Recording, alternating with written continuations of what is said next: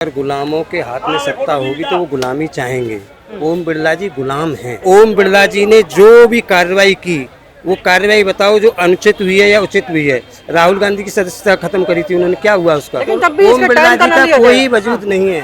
ओम बिरला जी रबड़ की स्टाम्प हैं। जो भी सांसद विपक्ष का आवाज उठाएगा उसका सबका मुंह बंद करेंगे, उसे संसद से बाहर करेंगे। ये ओम बिरला जी का काम है। बीजेपी का समर्थक, आरएसएस का प्रमुख का समर्थक प्रदीप जोशी जहाँ जहाँ रहा है वहाँ पर परीक्षाओं में घोटाले हुए।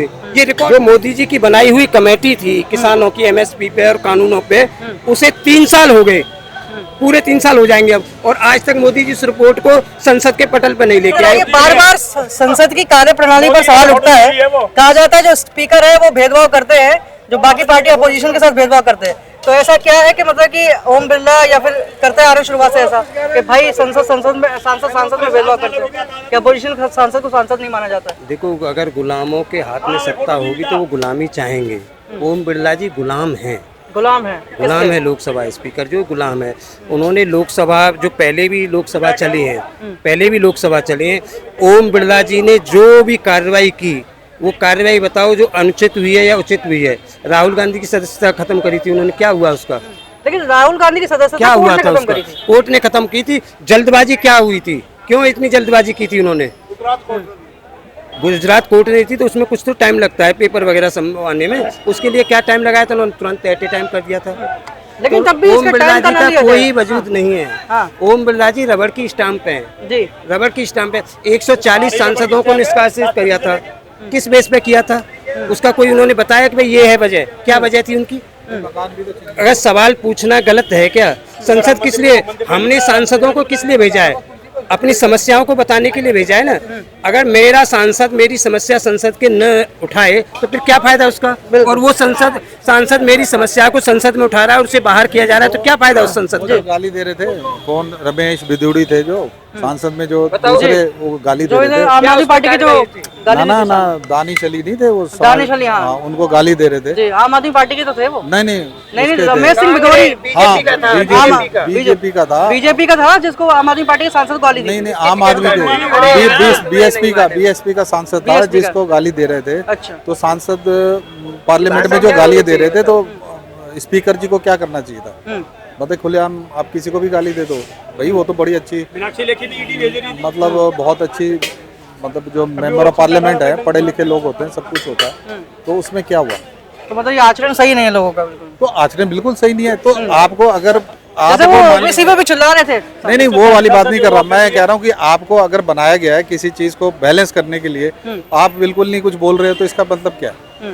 इसका मतलब देश हित में, जनहित में जो भी सांसद विपक्ष का आवाज उठाएगा उसका सबका मुंह बंद करेंगे, उसे संसद से बाहर करेंगे। ये ओम बिरला जी का काम है। जो मोदी जी से सवाल पूछेगा, जो मोदी जी से सवाल जवाब करेगा, लेकिन मैं आपसे सरकार से सवाल जवाब करेगा। लेकिन मैं ये आपसे ये जानना चाहता हूँ कि मतलब कि जो स्पीकर का जो आप मुद्दा उठा रहे हैं कि मतलब जो पहले जो स्पीकर बनाए जाते थे वो भी तो ऐसे ही करते थे।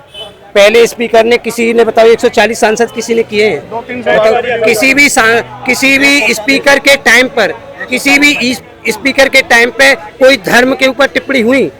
किसी के भी ऊपर, किसी के लिए गाली गलौच हुई? जो रमेश बिदुड़ी ने किया, मीनाक्षी लेखी ने किया, दूसरों ने किया, स्मृति ईरानी ने किया, ऐसा किसी अभी तक हुआ संसद के अंदर? राहुल गांधी का पूरा स्पीच काट दिया, ऐसा हुआ? किसी भी एक विपक्ष के सांसद का सब कुछ हटा दिया। 15 मिनट राहुल गांधी बोला और माइक कहाँ रहा? ओम बिरला के ऊपर। अरे जो मैं बोल रहा हूँ तो माइक आपका मेरे ऊपर रहेगा ना, वो कैमरा मेरे ऊपर रहेगा या इनके ऊपर रहेगा? तो क्या है ये गुलामी का प्रतीक है। स्पीकर हमारा गुलामी का प्रतीक है। ठीक है, ये सब जो घटनाएं बता रहे हैं ये तो 2024 से पहले हुई जो उनके कार्यकाल में। अब आपको क्या लगता है कि अब विपक्ष के पास ताकत है कि नहीं है? आगे भी यही होगा। विपक्ष की ताकत क्या है?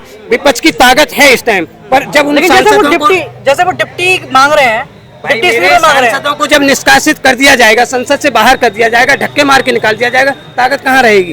ताकत तो पहले भी थी, पर उनको जब बोलने ही नहीं दिया जाएगा, संसद में बैठने नहीं दिया जाएगा, ताकत खत्म है। तो ताकत जो विपक्ष के पास है वो रोड पर होगी। मोदी जी ने अपने शासन काल में 10 साल के शासन में कितनी संस्था बनाई? उन संस्थाओं का रिकॉर्ड बताएं ना। एनटीए मोदी जी ने ही बनाया था ना। पहले जो नीट का, दूसरा जेई का, आईआईटी का एग्जाम सीबीएसई बोर्ड लेता था, मेडिकल काउंसिल लेती थी। मोदी जी ने आके भ्रष्टाचारियों को, जो बीजेपी का समर्थक, आरएसएस का प्रमुख का समर्थक प्रदीप जोशी जहां जहां रहा है वहां पर परीक्षाओं में घोटाले हुए, ये रिकॉर्ड रहा है उसका। व्यापम से लेके छत्तीसगढ़, मध्य प्रदेश, गुजरात, लेकिन अब तो हटा दिया गया वो। पूरा उसका रहा, तो उसे फिर भी एनटीए का अध्यक्ष बनाया। लेकिन अब तो हटा दिया गया। क्या फायदा हटाने का? कहाँ? और पूरी कमेटी में तो वही है, कमेटी में तो वही है। रणदीप गुलेरिया को कमेटी में रखा है, क्या है उनका? कमेटी में जिन लोगों ने घोटाले करे हैं और वही कमेटी में, ये तो वही हो गया ना किसान आंदोलन वाला कि एमएसपी के और उसके ऊपर जो बिल तो पास मोदी जी ने वापस ले लिए, बिल वापस ले लिया, और कमेटी कौन बनाई? वही है कमेटी में सारे। फिर उसकी आज तक रिपोर्ट नहीं करी पेश। जो मोदी जी की बनाई हुई कमेटी थी किसानों की एमएसपी पे और कानूनों पे, उसे 3 साल हो गए, पूरे 3 साल हो जाएंगे अब, और आज तक मोदी जी इस रिपोर्ट को संसद के पटल पर नहीं लेके आए कि भाई मैंने जो कमेटी बनाई तो इससे यही होगा। 2 महीने में कमेटी रिपोर्ट देगी, 10 तारीख से काउंसलिंग होगी शुरू। जिन बच्चों के एडमिशन हो जाएंगे, फीस जमा हो जाएगी, किसी तरह से कैंसिल हो जाए, क्या होगा उन बच्चों का फ्यूचर?